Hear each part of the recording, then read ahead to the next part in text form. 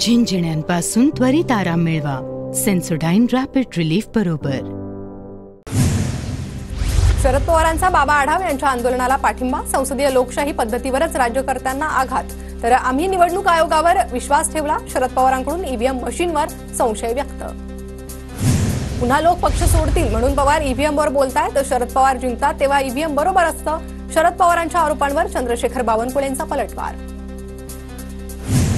तर ईव्हीएम मध्ये मतदाराने दिलेल्या मताचा पुरावा काय, तर माझं मत संबंधित व्यक्तीलाच मिळाल्याचा देखील पुरावा काय, बाबा आढाव यांच्याकडून प्रश्न उपस्थित। सरकारला विरोधक नकोस आहे, सरकारी तिजोरीतून लोकांना पैशांचं वाटप सुरू, सरकार जनतेची फसवणूक करते, बाबा आढावांचा आरोप। ईव्हीएम हॅक करता येतं, मी स्वतः इंजिनियर, राज्यात ईव्हीएम बाबत चर्चा सुरू असताना महादेव जानकरांचं मोठं वक्तव्य, ईव्हीएम मध्ये घोटाळा म्हणून महायुतीच्या जागा आल्या, जानकरांचा आरोप। सायंकाळी 5 वाजेपासून रात्री 11:30 पर्यंत 76 लाख मतं कशी वाढली, संजय राऊतांचा सवाल, तर बाबा आढाव आंदोलनात उतरले, हळूहळू महाराष्ट्रही आंदोलनात उतरेल, राऊतांची प्रतिक्रिया। संजय राऊत सध्या अस्वस्थ आहेत, सरकार गेलं, आमदार गेले, काँग्रेस वेगळा विचार करताना त्यांना कुणी विचारत नाही, चंद्रशेखर बावनकुळेंची टीका, तर राऊत स्वस्थ मानसिकतेत आल्यानंतर त्यांचं ऐकू, बावनकुळेंचा टोला। बाबा आढाव यांच्या आंदोलनाची दखल न घेतल्यास जनआक्रोश तयार होईल, बाबा आढाव यांच्या आत्मक्लेश आंदोलनावर अंबादास दानवेंची प्रतिक्रिया। निकालापूर्वी सोशल मीडियावर विरोधकांच्या मतदानाची यादी फिरत होती, निकालानंतर त्या यादीतील मतं तंतोतंत जुळाली, रोहिणी खडसेंचा आरोप, तर बॅलेटवर निवडणुका घ्यायला का घाबरता, रोहिणी खडसेंचा सवाल। मुख्यमंत्रीपद भाजपकडे गेल्यास आम्हाला गृह खातं मिळावं, शिंदे मुख्यमंत्री असताना गृह खातं फडणवीसांकडे होतं, संजय शिरसाट यांचं विधान। फडणवीस उपमुख्यमंत्री असताना त्यांच्याकडे गृह खातं होतं, मग आता गृह खातं आमच्याकडे असावं असं वाटण्यात चुकीचं काय, भरत गोगावलेंचा सवाल।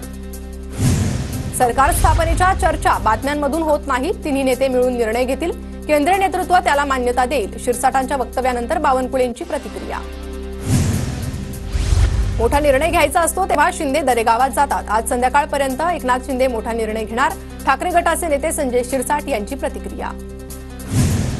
तर मोठा निर्णय घेण्यासाठी हिंमत लागते, ईडी सीबीआयचं भय असणारे मोठा निर्णय घेऊ शकत नाही, राऊतांचा शिंदे गटाला टोला।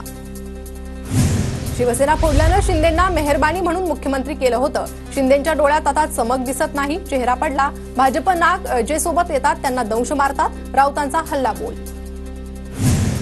निकालानंतर मानसिक संतुलन कुणाचं बिघडलं हे जनतेला कळालंय, जनतेनं गद्दार लाचारांना त्यांची जागा दाखवली, संजय शिरसाटांचा राऊतांना उत्तर। भाई जगतापांचं बोलणं वाचाळवीरांसारखं, प्रवीण दरेकरांची भाई जगतापांना प्रत्युत्तर, तर निवडणूक आयोगावर टीका करताना भाई जगतापांकडून श्वानाची उपमा। निवडणूक आयोगाचा अपमान केल्यानं भाई जगतापांवर कारवाई करा, सोमय्यांकडून निवडणूक आयोग मुंबई पोलीस आयुक्तांकडे तक्रार। मी निवडणूक आयोगाची माफी मागणार नाही, निवडणूक आयोग ही हुजुरीसारखं काम करताय, भाई जगतापांचा आरोप। 5 तारखेच्या सुमारास शपथविधी होऊन सरकार स्थापन होणार, भाजप नेते राहुल नार्वेकरांची माहिती। महाराष्ट्रातील 24 उमेदवारांचा फेरमतमोजणीसाठी अर्ज, विरोधकांची ईव्हीएम विरोधात राज्यभर मोहीम सुरू, तर काही मतदारसंघात सत्ताधाऱ्यांकडून देखील ईव्हीएम पडताळणीची मागणी। 5 डिसेंबरला आझाद मैदानावर नव्या मुख्यमंत्र्यांचा शपथविधी, TV9 मराठीला खात्रीलायक सूत्रांची माहिती, लवकरच अधिकृत घोषणा। झालेल्या चुका मान्य करून आता संघर्षाला सुरुवात, रामराजे नाईक निंबाळकरांचं सोशल मीडियातील स्टेटस चर्चेत। अमरावतीत पराभवानंतर काँग्रेसच्या यशोमती ठाकूर यांचं भावनिक बॅनर, कालचा दिवस आपला नव्हता पण भविष्य आपलं असेल, बॅनरवर आशय। मला जरांगे फॅक्टरचा फायदा झाला, उसाला 3500 रुपये दर देणार, उसाला दर देण्याचा शब्द पाळणार, आमदार अभिजित पाटलांचं आश्वासन। नागपुरात हिवाळी अधिवेशनाची जोरदार तयारी सुरू, सार्वजनिक बांधकाम विभागाकडून तयारी सुरू, 16 डिसेंबर ते 24 डिसेंबर दरम्यान हिवाळी अधिवेशन होण्याची शक्यता। पुण्यातील नॅशनल डिफेन्स अकॅडमी म्हणजेच राष्ट्रीय संरक्षण प्रबोधिनीचा दीक्षांत संचालनाचा सोहळा संपन्न, एनडीएतील खडतर प्रशिक्षणानंतर एनडीएची 147वी तुकडी प्रत्यक्ष देशसेवेसाठी भारतीय संरक्षण दलात दाखल होणार। बीडच्या परळीत डॉक्टरने तपासणीवेळी तरुणीची छेड काढल्याचा आरोप, विनयभंग करणाऱ्या डॉक्टरवर गुन्हा दाखल, आज परळी बंदची हाक। सांगलीत राष्ट्रीय बहुजन कामगार महासंघाचा कामगार भवनावर आक्रोश मोर्चा, जिल्ह्यातील प्रत्येक तालुक्यामध्ये सेतू केंद्रात एजंट वाढल्यानं कामगारांची डोकेदुखी वाढली. इतर अन्य मागण्यांसाठी संघटना आक्रमक. सोलापूर दौंड डेमूचा विस्तार करण्याच्या मागणीसाठी प्रवासी संघटनेचं सोलापूर विभागाच्या व्यवस्थापकांना निवेदन. करमाळा तालुक्यातील जेऊर आणि माढा येथे थांबा देण्याची मागणी. पश्चिम रेल्वेवर मरीन लाईन ते माहीम आज रात्रकालीन ब्लॉक, तर मध्य रेल्वेवरील रेल्वे रूळ, सिग्नल यंत्रणा आणि अभियांत्रिकी कामांसाठी उद्या मेगा ब्लॉक.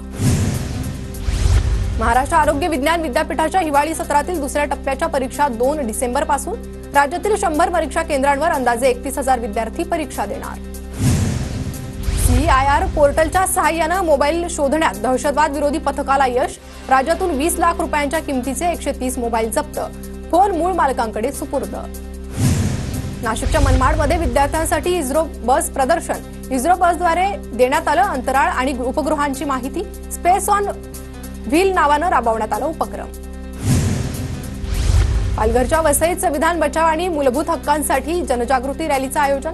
रॅलीत शाळकरी विद्यार्थी आणि नागरिकांचा मोठ्या संख्येनं सहभाग.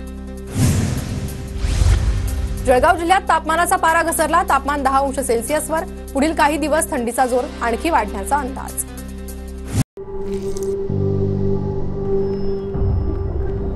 झिंझिण्यांपासून त्वरित आराम मिळवा. सेन्सोडाइन रॅपिड रिलीफ बरोबर.